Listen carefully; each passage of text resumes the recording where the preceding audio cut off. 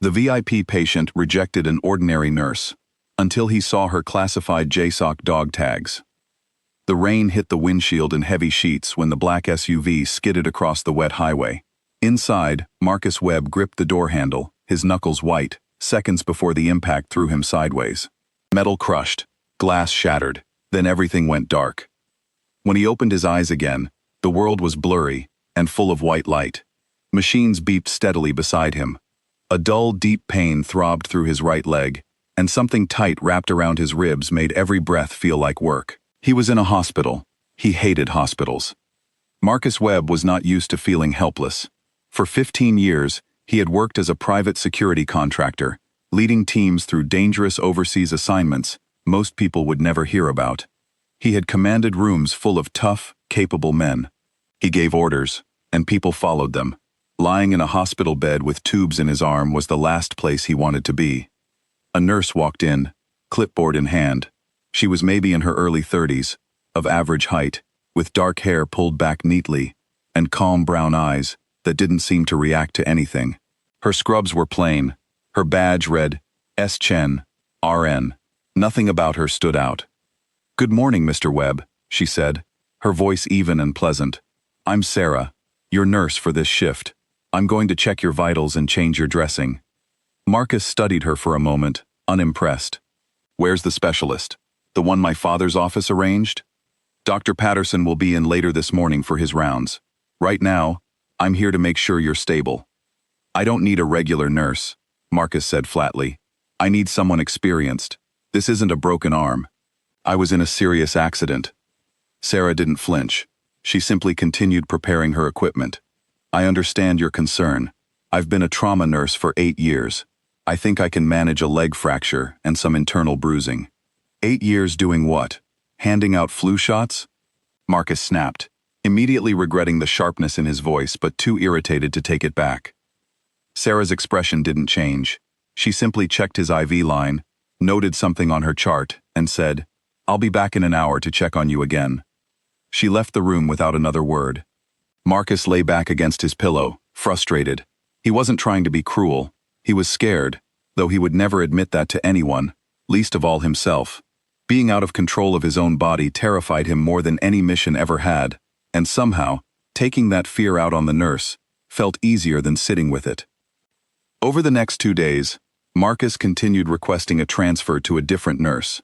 The hospital administrator, a patient but tired-looking woman named Diane, explained gently that Sarah was one of their most qualified staff members and that no one else was available to take his case full-time. "With respect," Marcus said, "I don't think she has the experience for a case like mine." Diane gave him a curious look, as if she wanted to say something, but decided against it. "Mr. Webb, I promise you, Sarah is more than capable." Marcus wasn't convinced, but he had little choice. So he tolerated her presence, though he remained cold and dismissive every time she entered his room. Sarah, for her part, never lost her composure.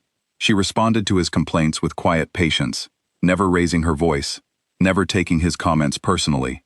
It was almost as if his attitude simply rolled off her, like rain off a raincoat. What Marcus didn't know was that Sarah had seen far worse than an irritable patient. She had learned, a long time ago, that some people needed to feel a sense of control when everything around them felt out of control. She didn't take it as an insult. She saw it as part of the job. On the third night, everything changed. It was just past 2 in the morning when the monitors beside Marcus's bed began to shriek. His heart rate spiked, then dropped erratically. Pain shot through his chest, sharp and sudden, stealing his breath. He tried to call out, but his voice came out as a strangled gasp. Sarah was down the hall when the alarm sounded. She didn't run, not exactly, but she moved with a speed and precision that seemed impossible for someone who looked so ordinary just moments before. She burst into the room, took one look at the monitor, and immediately understood what was happening. Internal bleeding, likely from an injury the scans had missed. His body was going into shock. "I need a crash cart in here now," she said to the nurse behind her, her voice suddenly transformed. Gone was the soft, patient tone from before. In its place was something sharp, clear, and absolutely certain. "Get Dr. Patterson. Tell him it's urgent." She moved to Marcus's side, checking his pulse, adjusting his IV, watching the monitor with an intensity that missed nothing. Marcus, barely conscious, felt her hands working quickly and confidently over him. There was no panic in her movements, no hesitation.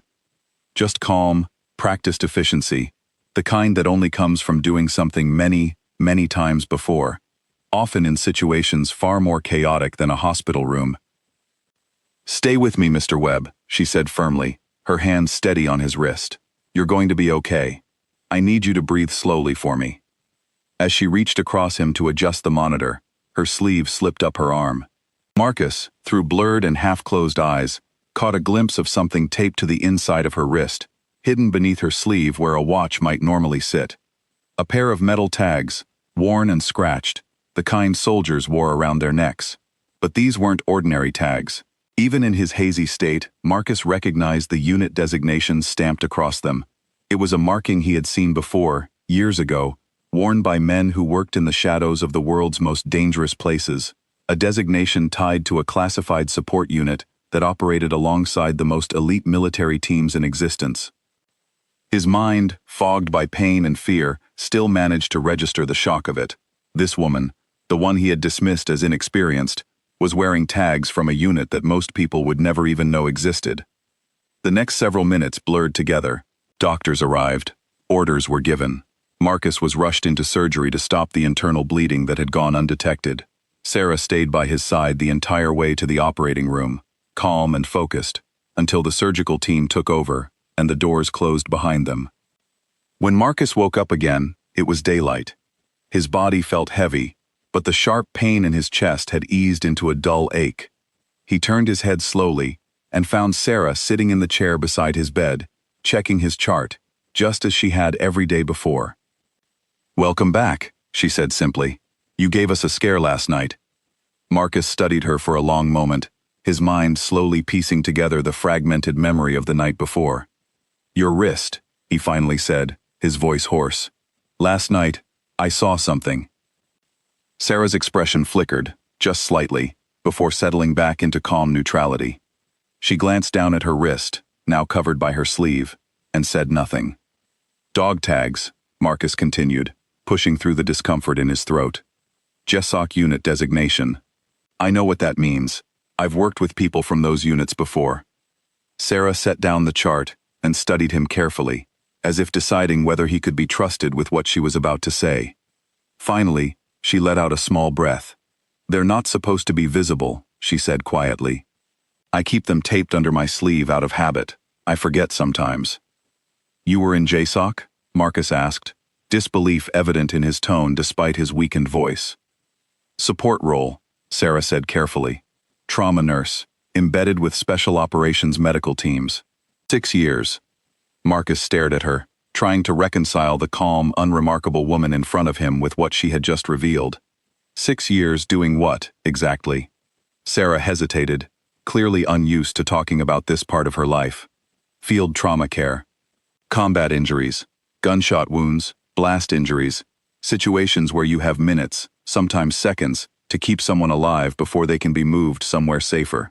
I worked alongside operators in some of the most dangerous places in the world. It's not something I usually talk about." "Why not?" Marcus asked. That's incredible." "Because most people don't understand it," Sarah said simply. "And because talking about it isn't really the point. The point was doing the job, not being recognized for it." Marcus was quiet for a long moment, processing everything. He thought back to the past few days, to how dismissively he had treated her, how he had assumed her calm and quiet demeanor meant a lack of experience or skill. He realized now how wrong he had been. Her steadiness wasn't a lack of capability, it was the exact opposite. It was the mark of someone who had faced situations far more dangerous and chaotic than anything happening in this hospital room, and who had learned to remain calm no matter what. "I owe you an apology," Marcus said finally. "I was rude to you. Unfairly so. I judged you before I knew anything about you, and I was wrong." Sarah offered a small, genuine smile, the first real one Marcus had seen from her. "You were scared," she said simply. "People say all kinds of things when they're scared. I've seen worse." "That doesn't make it right," Marcus insisted. "No," Sarah agreed. But it makes it understandable. I don't hold on to things like that. It's not useful. Over the following days, as Marcus continued to recover, something between them shifted. He no longer treated her with suspicion or irritation. Instead, he found himself genuinely curious about her experiences, asking careful questions about her time in the field, listening intently as she shared small pieces of her past, always careful about what she could and couldn't discuss. He learned that after 6 years of intense, high-stakes work, Sarah had left the field to work in a regular hospital, seeking a quieter kind of life. She never sought recognition for her past. She simply wanted to keep helping people, in whatever form that took. "Doesn't it feel strange?" Marcus asked one afternoon, "going from that kind of work to this? Regular patients, regular problems?" Sarah considered the question thoughtfully. "Every patient matters," she said. "Whether it's a soldier with a gunshot wound or a man recovering from a car accident, everyone deserves the same level of care and attention. The stakes might look different from the outside, but to the person going through it, it's always serious. It's always real." Marcus found himself thinking about her words long after their conversations ended. He had spent so much of his career believing that only certain kinds of work mattered, that only high-stakes, dangerous missions were worthy of respect. Sarah's quiet dedication, day after day, to patients who might never fully understand what she was capable of, challenged that belief in a way he hadn't expected. As his recovery continued, Marcus made a decision. He reached out to his contacts, people he had worked with over the years in both the private and military sectors, and began asking questions about veteran support programs, particularly for medical personnel like Sarah, who had served in these support roles without ever receiving public recognition. He discovered that Sarah had, in fact, been quietly working on an idea of her own, hoping to establish a training program that would help civilian hospital staff better understand and treat combat-related injuries, using her own field experience to teach others how to respond quickly and effectively in trauma situations. She had been trying, without much success, to secure funding and support for the initiative for over a year. Without telling her at first, Marcus began making calls. He reached out to old contacts, foundations, and organizations that specialized in veteran and medical support, explaining Sarah's background and her proposed program. Given his own credibility in that world, doors opened that had previously remained closed to her. When Marcus was finally discharged from the hospital, weeks after his initial accident, he asked to see Sarah one last time before he left.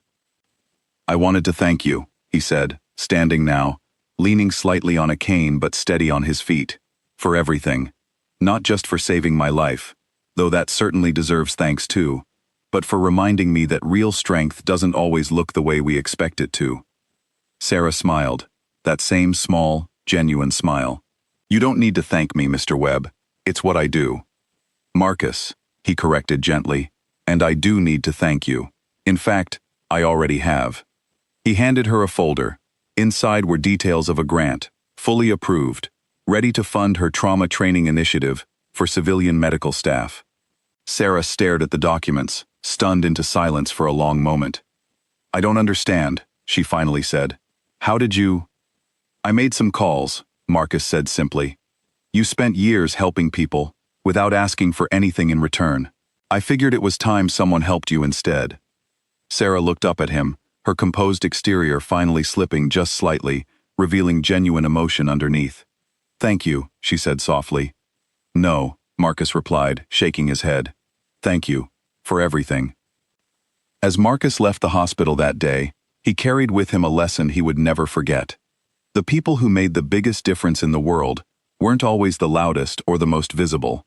Sometimes, they were the quiet ones, working steadily in the background, never asking for recognition, simply doing what needed to be done. And somewhere in that hospital, a pair of dog tags remained hidden beneath a nurse's sleeve, a small reminder of a past most people would never know about, worn not for pride, but simply because she had never quite been able to leave it behind.